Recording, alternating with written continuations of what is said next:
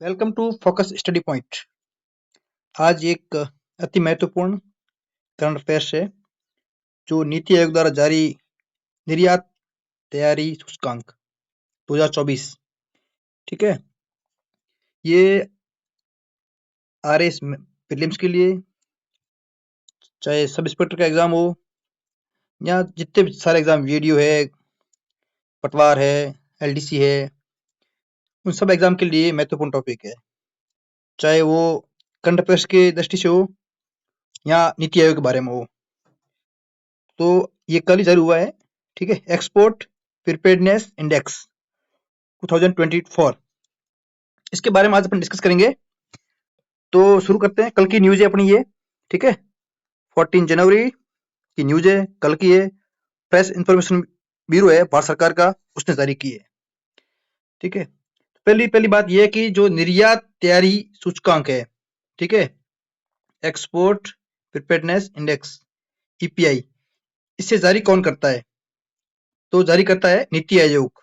ठीक है, ये महत्वपूर्ण है। ठीक है, वहाँ प्लानिंग कमीशन कुछ भी आ सकता है, उल्टा पुल्टा देख के आपको। प्लानिंग कमीशन तो अभी है नहीं हाल ही में, उसकी जगह नीति आयोग है, लेकिन कुछ वित्त विभाग दे देंगे, वित्त मंत्रालय दे देंगे आपको, वित्त मंत्रालय दे देंगे। कंफ्यूजन करने के लिए आपको कुछ भी दे सकते हैं, इसलिए आपको ध्यान रखना है कि ये जारी है वो नीति आयोग जारी करता है। ये है जो राज्य, जितने भी राज्यों और जो केंद्र शासित प्रदेश है जितने भी, उन सब के निर्यात कितनी, उनकी तैयारी कितनी है, एक्सपोर्ट करने के लिए वो क्या क्या तैयारियां कर रहे हैं, उनके व्यापक जो मूल्यांकन है, ठीक है ना, कॉम्प्रिहेंसिव इवैल्यूएशन कैसे करें, उसके लिए नीति आयोग निर्यात तैयारी सूचकांक है जारी करता है। ये अभी फोर्थ इसका एडिशन है इसका। ठीक है, फर्स्ट एडिशन आया था, वो आया था 2020 में।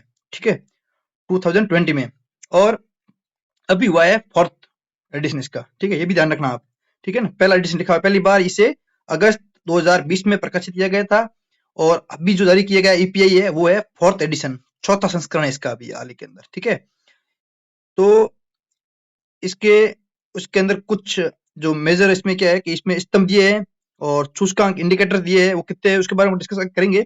उसके अलावा भारत सरकार का एक ये भी जो डिसीजन है इसमें लिया है, टारगेट है अपना 2030 तक भारत के $1 ट्रिलियन के जो व्यापार है वो लक्ष्य है इनके, भारत के निर्यात का। ठीक है, वेरी वेरी इंपॉर्टेंट है। $1 ट्रिलियन है ओनली एक्सपोर्ट का टारगेट है भारत का। ठीक है ना, उसके अलावा जो भारत का एक टारगेट है 2042 तक विकसित भारत, जो आपने विजन डॉक्यूमेंट पढ़ा होगा, जिस प्रकार राजस्थान का भी है, उसी प्रकार भारत ने भी जारी किया है। भारत का पहले जारी किया है, राजस्थान ने बाद में जारी किया है। तो उसकी जो भविष्य की जो प्लानिंग है, उसके अनुरूप किस प्रकार अपने को प्रिपेयर करना है, आगे टारगेट अचीव करना है, उसके उस जो निर्यात परितंत्र है, सिस्टम है, एक इकोसिस्टम इसका निर्यात एक्सपोर्ट का, उसको किस प्रकार मजबूती देंगे, उसकी अनुकूलता क्या होगी, उसके बारे में भी ये बहुत ही कुछ ढांचागत आधारभूत ढांचा प्रदान करता है। कौन? ये ईपीआई है, जो एक्सपोर्ट प्रिपेयर्डनेस इंडेक्स, ये भी इसके बारे में बहुत कुछ प्रदान करता है। ठीक है, उसके अलावा नीति आयोग की बात कर ही रहे हैं, तो उसके बारे में इसके मुख्य जो कार्यकारी अधिकारी है, सीईओ, वो वर्तमान में है बीवीआर सुब्रमण्यम। बहुत ही इंपॉर्टेंट है आप करंट अफेयर्स के दृष्टि से भी, और किसकी करंट अफेयर्स नहीं है तो वो सीधा कोई एग्जाम है, जो वनडे एग्जाम है, उसके में भी सीधा आ सकता है भाई कौन है वर्तमान में इसके कार्यकारी अधिकारी, कौन है मुख्य कार्यकारी अधिकारी, सीईओ कौन है, सीईओ। ठीक है, उसके बाद ये हो गया अपना। अब अपन ने बात की थी भी, इसके अंदर 4 पिलर है इसके अंदर, इसके 4 पिलर कौन कौन से है, पिलर है उसके बारे में बात की है। वो पहला पिलर है इसके अंदर है निर्यात ढांचा, दूसरा है व्यापार परितंत्र, तीसरा नीति और शासन, और फोर्थ पिलर है वो है निर्यात का प्रदर्शन कैसा होगा। उसके अंदर कौन कौन सी क्या है उसके बारे में डिस्कस किया गया है विस्तृत रूप से। ठीक है, इसमें 4 तो स्तंभ हो गए अपने पिलर, इसके 13 उप स्तंभ है। ठीक है, और इसके अंदर 70 इंडिकेटर्स है इसके अंदर शामिल किया गया है। ये आपके सब इंस्पेक्टर एग्जाम के लिए और आरएस फिल्म्स के लिए वेरी वेरी इंपॉर्टेंट है। यहाँ तक कि जो टीचिंग एग्जाम है, फर्स्ट ग्रेड का हो गया, एपी का हो गया, उसमें भी बहुत इंपॉर्टेंट है। वर्तमान में जो आरपीएससी का जो पैटर्न है क्वेश्चन पूछने का, उसके लिए आपको इन सबको पढ़ना होगा भाई। 4 इसके पिलर है, 13 उपस्तंभ है, और 70 इसके इंडिकेटर्स है। इनको पूरी तरीके से याद करना होगा। और पिलर ये जो है ना, 13 उपस्तंभ और 70 जो इंडिकेटर्स है, इनको आप याद करो ना करो प्लीज, इसको याद कर ही लेना। इसके जो 4 पिलर्स है, 4 पिलर्स है, इसको तो याद कर ही लेना। निर्यात ढांचा, व्यापार परितंत्र, नीति और शासन और निर्यात प्रदर्शन। बिल्कुल इसको याद कर लेना। सीधा सीधा आएगा, निम्नलिखित में से कौन सा एक निर्यात तैयारी सूचकांक 2024 का स्तंभ नहीं है। फिर वहां एक दूसरे का मुंह ताकोगे, कोई मतलब नहीं है। तो पहले याद कर लेना इसको ढंग से, ठीक है ना। 4 पिलर इसके, मैं बार बार बोल रहा हूँ, आपके एग्जाम के लिए वेरी वेरी इंपॉर्टेंट है, ठीक है। इसके अलावा क्वेश्चन कैसे आ सकता है, एक सेकंड में आपको वो बता दूं मैं। क्वेश्चन क्वेश्चन कैसे आएगा, हाल ही के अंदर नीति आयोग द्वारा जारी निर्यात तैयारी सूचकांक 2024 के बारे में असत्य कथन का चयन कीजिए, ये क्वेश्चन है आपका। फिर वह क्या देगा, हाल ही के अंदर जारी ईपीआई है, ये नीति आयोग द्वारा जारी 4था संस्करण इसका, ठीक है। दूसरा दूसरा दे देगा, ये दे देगा, इस सूचकांक में 4 स्तंभ है, 13 उपस्तंभ है और 75 इंडिकेटर है। बहुत माइनर चीज पकड़ता है आरपीएससी वर्तमान में। तो आपको याद रखना 75 नहीं है, कितने इंडिकेटर है, 76 है, ठीक है। 70 इंडिकेटर है वर्तमान में, ध्यान रखना आप। बहुत माइनर चीज पकड़ती है, माइनर से वो आरपीएससी पकड़ती है, ठीक है ना। तो याद कर लेना 4 13 70 सीधा, कैसे भी रट्टे मारने हैं आपको, ठीक है। उसके अलावा अपन कौन सी डिस्कस कर ली, एक बात मैं बता दूं आपको, ईपीआई, ठीक है, 2024, ये फर्स्ट एडिशन इसका आया था अगस्त 2020 में, ठीक है। 2020 अगस्त 2020 में आया था फर्स्ट एडिशन इसका। अभी इसका लेटेस्ट एडिशन है, वो है इसका फोर्थ एडिशन, 2025 में जारी हुआ है, 2024 का है, ठीक है। इंपॉर्टेंट है ये। आपको अब लग रहा है ये कुछ नहीं है, क्या है, ऐसे नहीं पूछेंगे, लेकिन आ सकता है। आरपीएससी वर्तमान जो खेल रही है, जो एग्जाम क्वेश्चन पूछ रही है, उसे करनी तो बहुत ही महत्वपूर्ण है भाई, आप याद कर लेना कैसे भी करके इसको, ठीक है ना। उसके अलावा अपने पढ़े हैं 4 पिलर, कौन कौन से, निर्यात ढांचा, व्यापार परितंत्र, नीति और शासन, निर्यात प्रदर्शन, बहुत इंपॉर्टेंट। उसके अलावा पढ़ लिया अपन ने 4 पिलर, 13 उप सूचकांक, 13 उप पिलर, ठीक है ना, सब पिलर, और 70 है इंडिकेटर्स, याद कर लेना आप इसको। उसके अलावा है इसके अंदर वर्गीकरण किया गया है, ठीक है। एक बड़े स्टेट कौन कौन से उसके बारे में, और छोटे है, केंद्र शासित प्रदेश है, पहाड़ी राज्य है, और जो ईस्टर्न जितने भी स्टेट्स है उसके बारे में भी अलग अलग, ठीक है। पूर्वोत्तर राज्य है उनके बारे में भी अलग से कुछ प्रावधान किए गए कि भाई उनको अलग एक श्रेणी दी उनकी, ठीक है। तो इसके अंदर ये दी अग्रणी वर्ग, चुनौती देने वाले और आकांक्षी एस्पिरेंट कौन कौन से, उसके बारे में अलग से वर्गीकरण किया गया है। ये जो निर्यात तैयारी सूचकांक 2024 है, इसके आंकड़ों पर आधारित सूचकांक संकेतक आधारित पद्धति को अपनाता है, ये भी पूछा सकता है सीधा फैक्ट। ये एक कथन दे दिया सीधा, और फिर आप देखो संकेतक दिए नहीं दिए।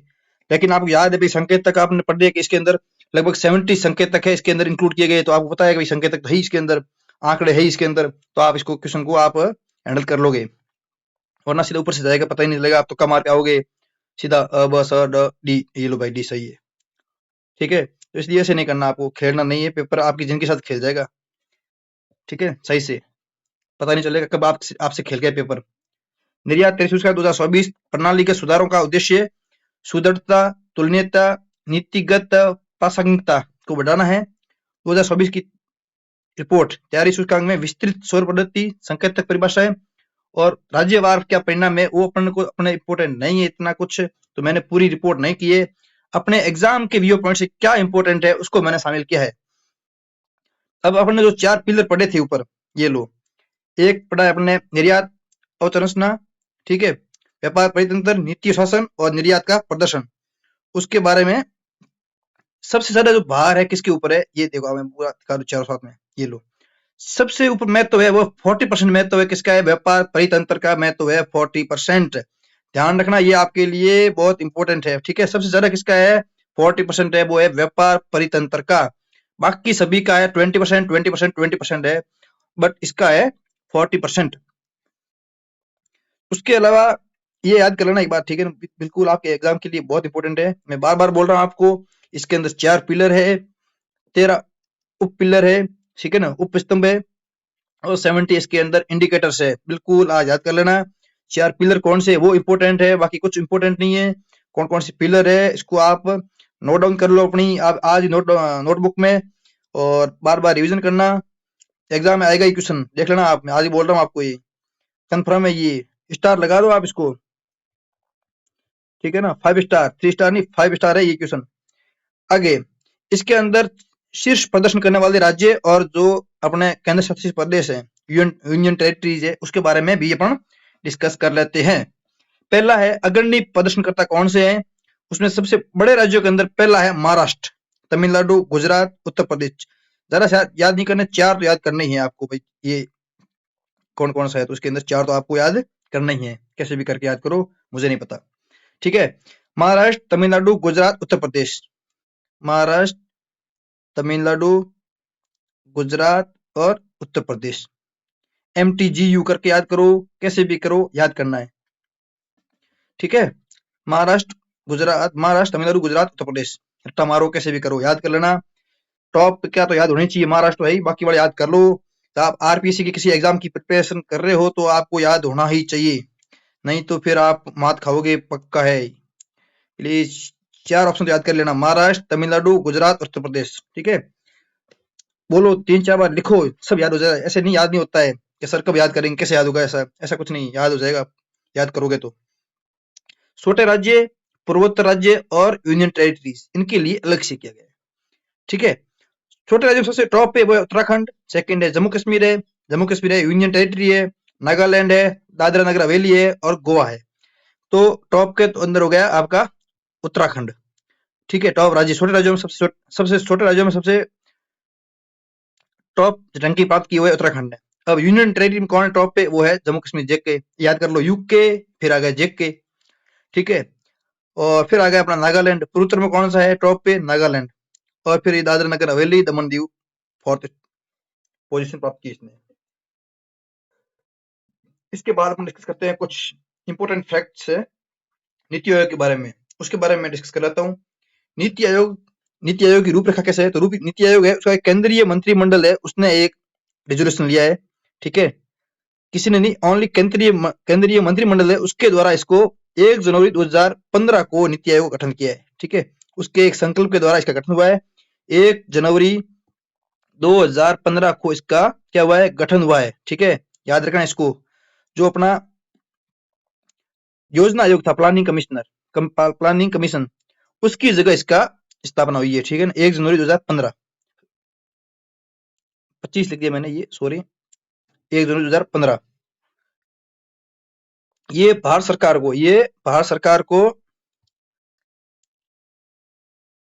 नीति है, जितनी पॉलिसीज है, पॉलिसी मेकिंग से संबंधित रिलेटेड जो भी कार्य है, उनसे रिलेटेड है, जितने भी है उसके संबंधित एक थिंक टैंक है। ये थिंक टैंक काम करता है भैया, आपको ये हमने ये बता दिया, ऐसे काम करना है, कैसे करोगे, ये लॉन्ग विजन क्या रखना है, लॉन्ग टारगेट्स।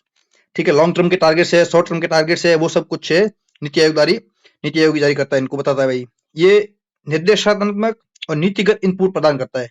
ठीक है ना, और इसके अलावा ये दीर्घकालीन, ये आ गया दीर्घकालीन, यानी लॉन्ग टर्म की जो पॉलिसी से कार्यक्रम तैयार करने के अलावा नीति आयोग केंद्र राज्यों, संघ राज्यों को उपयुक्त कार्यनीतिक और तकनीकी सलाह प्रदान भी करता है। ठीक है ना, जो राज्य है, जितने भी यूनियन टेरिटरीज है और राज्य है, उनको भी ये एक कार्यनीतिक और तकनीकी सलाह प्रदान करता है।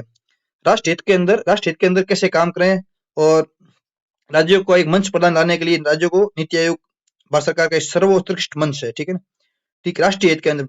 ठीक है ना, नेशनल इंटरेस्ट में कैसे काम करें, तो राज्यों को भी एक मंच में लाएं, केंद्र राज्य दोनों मिलके एक मंच पे दोनों कार्य करें। ठीक है ना, तो ये जो अपना कोऑपरेटिव फेडरलिज्म है, उसकी एक उसको बढ़ावा देता है ये। ठीक है ना, सहकारी संघवाद है, उसकी भावना है, उसके अनुरूप इसकी स्थापना की गई है। ठीक है ना, सब राज्य है और सेंटर है, सब मिलके एक कोऑपरेटिव फेडरलिज्म के भावना से आगे काम करते हैं सब मिलके। अब इसके नीति का ढांचा, इसकी ढांचा है, स्ट्रक्चर है, उसके अंदर क्या है, इसका जो प्रेसिडेंट होता है, अध्यक्ष होता है, वो है अपने माननीय प्रधानमंत्री जी, वर्तमान में नरेंद्र जी मोदी जी है, वो इसके अध्यक्ष है। इसके उपाध्यक्ष है वर्तमान में श्री सुमन के बेरी जी। उसके अलावा सदस्य है, पूर्णकालिक सदस्य, वो है 4 है पूर्णकालिक सदस्य। आपके इंपोर्टेंट कौन है वो नहीं है, आपके लिए ये है कि है होते कितने हैं, ये दे देंगे। नीति आयोग के बारे में, संरचना के बारे में कौन सा कथन असत्य है, वर्तमान अध्यक्ष ये है, और इसका अध्यक्ष प्रधानमंत्री जी होते हैं, और इसके पूर्णकालिक सदस्य है 5 होते हैं। तो आपको याद होना चाहिए 4 होते हैं, है कौन वो इंपोर्टेंट नहीं है, याद रख पाओ तो वेरी वेरी इंपोर्टेंट। आपका वेलकम करो आप, VK Shashwat, Ramesh Chand, VK Paul, Arvind Virmani. VK VK 2 हो गए, तो ऐसे याद कर सकते हो। इसका सरनेम है ना शाश्वत, शाश्वत चंद पॉल विरमानी। कैसे भी याद करो, आपको याद करना है ये 4 सदस्य है, जो याद कर पाए। इनकी कैपेसिटी है, याद सब कर सकते हैं, कैपेसिटी क्या सबकी होती है।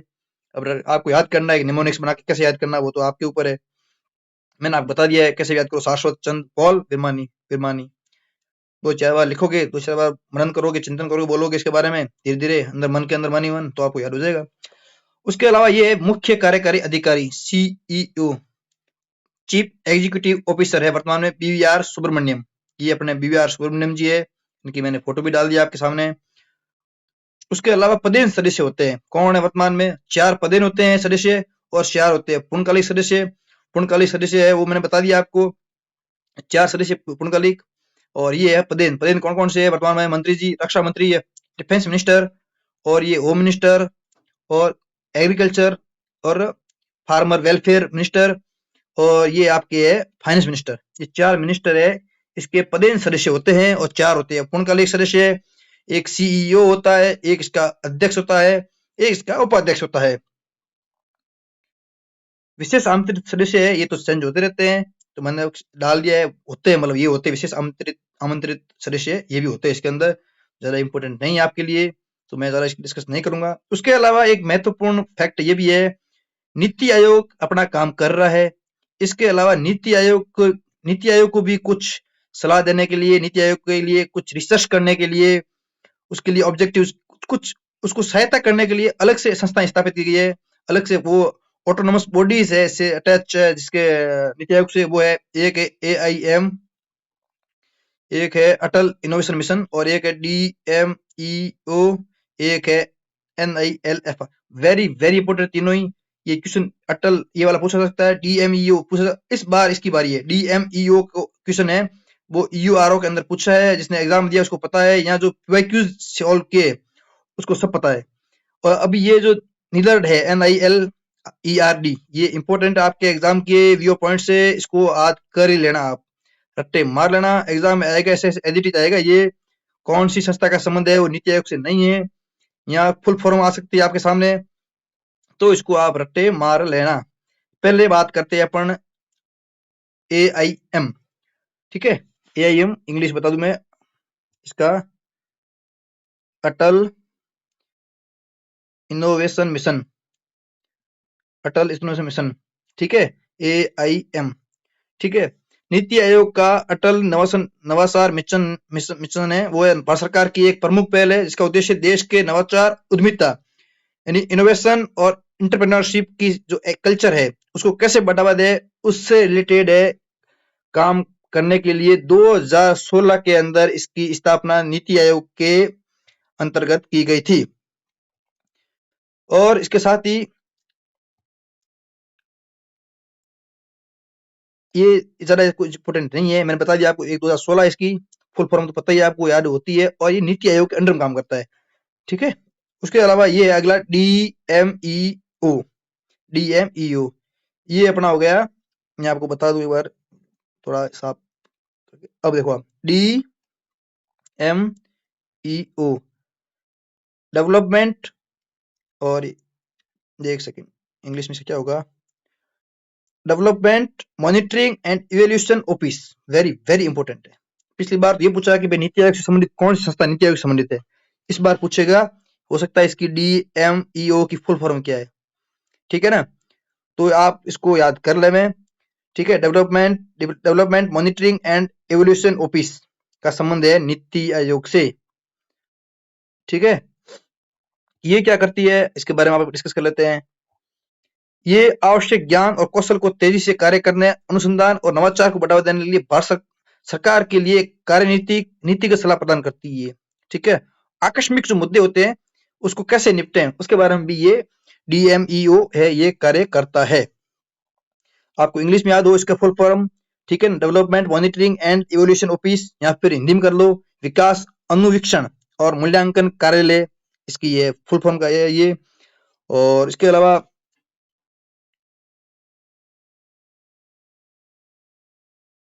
ये अपना DMO हो गया। इसके अलावा इसका गठन है 2000 सितंबर 2015 में इसका हुआ है, ठीक है ना। इसका जो है, इसे 2 संस्था हैं, उनको मर्ज करके इसकी स्थापना की है। ठीक है, डेवलपमेंट मॉनिटरिंग इवोल्यूशन ऑफिस है, इसकी स्थापना है 2 संस्थाओं को मर्ज करके की है। वो है एक PEO program evolution office and एक है द इंडिपेंडेंट इवोल्यूशन ऑफिस। इन दोनों को मिला के इन दोनों को है इनको मर्ज करके इसकी डीएमईओ की स्थापना की है। Development monitoring and evolution office है, वो दोनों इसकी दोनों को मर्ज करके स्थापना की है और ये दोनों को फुलफिलमेंट कर रही है इनकी डीएमयू। आगे इसके बारे में कुछ है नहीं इम्पोर्टेंट। अगला संस्था है अपन ने पढ़ी है, वो है ये अपनी वेरी वेरी इंपॉर्टेंट है, national institute of labour economic research and development. बहुत इंपॉर्टेंट है, इसके बारे में बता दूं आपको। रुको एक बार, ये लो आपका हो गया आपका ये NILERD NILERD। ठीक है, national institute of labour economic research and development. ठीक है ना, national institute of labour economics and labour economics research and development, इसकी फुल फॉर्म है ये है institute of applied man power research. ये पहले एक ओनली मात्र जो संस्था थी जो 1962 में एस्टेब्लिश हुई थी, इसको ही बाद के अंदर रीनेम किया है 2014 के अंदर। इसको 2014 के अंदर है 9 जून 2014 के अंदर इसको रीनेम किया है। किसको? IAMR को, the institute of applied man power research है, इसको रीनेम करके इसका नाम है वो रखा है national institute of labour economics research and development. ठीक है, इंपॉर्टेंट है, वेरी वेरी इंपॉर्टेंट है, आपके एग्जाम के व्यू पॉइंट से इसको आप प्रिपेयर कर लेना। तीनों संस्थाओं को AIM और DMEO और आपकी NILERD, ये तीनों संस्थाएं आपके एग्जाम के व्यू पॉइंट से वेरी वेरी इंपॉर्टेंट है।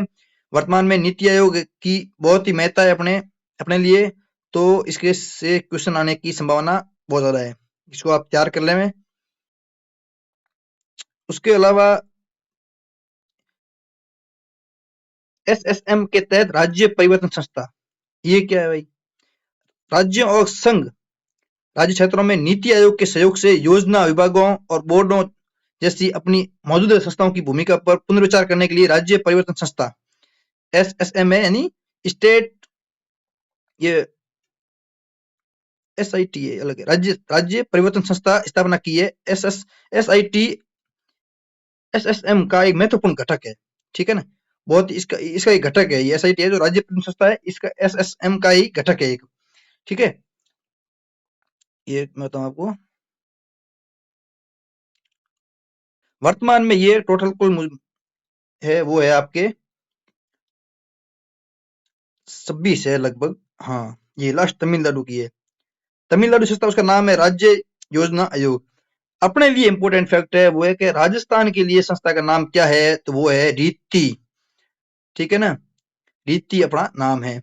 ठीक है ना, राजस्थान अपना कहा गया, अभी आप बताता हूँ मैं। राजस्थान,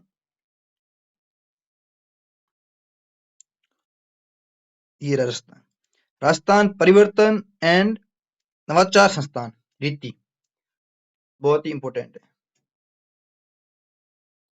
राजस्थान के लिए। ठीक है, टोटल है 26 अभी तक स्थापना की जा चुकी इसकी। और अपन अब बात करते हैं क्वेश्चन पर, आज का टॉपिक खत्म हो गया। इसके बारे में एक क्वेश्चन है वो आया है EURO एग्जाम में आया है, जिसने एग्जाम दिया है उसको पता है, और जिसने PYQ रिजॉल्व किए सोल्व किए। निम्नलिखित में से कौन नीति आयोग का एक संलग्न कार्यालय है? ठीक है, अपने बात की थी अभी, which of the following attached office है। ठीक है, वहीं ऐसे लिखा हुआ था अटैच्ड है, जो कठोर और डेटा संचालित नागरिक केंद्रित और परिणाम संचालित कार्यक्रम प्रबंधन नीति निर्माण कार्य करता है। अपने पढ़ाई है, DMU है, वो डेटा आंकड़ों से संबंधित है, जो परिणाम संचालित कार्यक्रम नीति है उससे जारी करता है। पढ़ा बता दो, सर्वे ऑफ इंडिया कोई लेना देना नहीं है, रजिस्टर ऑफ जनरल कार्यालय कोई लेना देना नहीं है, नेटमो पढ़ा आपने, नेटमो नहीं पढ़ा अपन ने, डी, ये हो गया B, 2 नंबर ऑप्शन है DMEU, सीधा सीधा पढ़ा है, सीधा क्वेश्चन आया है। और आप पढ़ के गए हो तो आपको बहुत इजी लगेगा, नहीं पढ़ा है तो फिर आपको लगेगा बहुत टफ है क्वेश्चन। तो 3 संस्थाओं पर एक बार और बता दूं मैं आपको, AIM, दूसरी है DMEO, तीसरी है NILRD। ठीक है, NILRD, इन तीनों को याद कर लेना, आपके एग्जाम के लिए इंपॉर्टेंट है ये, एग्जाम में आएगी। फिर ऐसे ढूंढते फिरोगे यार ये क्वेश्चन कहाँ से आया, तो बता रहा हूँ मैं, आज ही नीति आयोग पढ़ रहे हो तो सारा ये सब कुछ तैयार कर देना आप, ठीक है। आपके लिए exam national institute of labour economics research and development आपके लिए एग्जाम के लिए इंपॉर्टेंट है। ये क्वेश्चन बता दूं मैं कैसे आएगा, उसका भी आपको मैं एग्जाम्पल बता दूं आपको। सीधा क्वेश्चन आएगा, फिर ढूंढते फिरोगे। ये नीति आयोग का है ना, जो होम पेज है, आप जाओगे नीति आयोग वेबसाइट पे, पहले आएगा अबाउट अस, उसके अंदर ये पॉइंट है, ठीक है। 6 number attached and autonomous bodies, ये है 3, बता रहा हूँ आपको, याद कर लेना तीनों को आप, ये एकदम कंठस्थ कर लेना, नोट डाउन कर लेना, आपके एग्जाम के लिए इंपॉर्टेंट है। बाकी सारा सब कुछ पढ़ लिया है, क्लास को 2 की स्पीड में करके देख लेना। आपको लग रहा है धीमी है आवाज, थोड़ा धीमा है, तो सब कुछ आप 2 की स्पीड 2 गुना करके देख लेना, और इसका नोट डाउन कर लेना, नोट्स तैयार कर लेना। आने वाला एग्जाम में से क्वेश्चन आपको देखने को जरूर मिलेगा आपको, ठीक है। आप सभी को नमस्कार।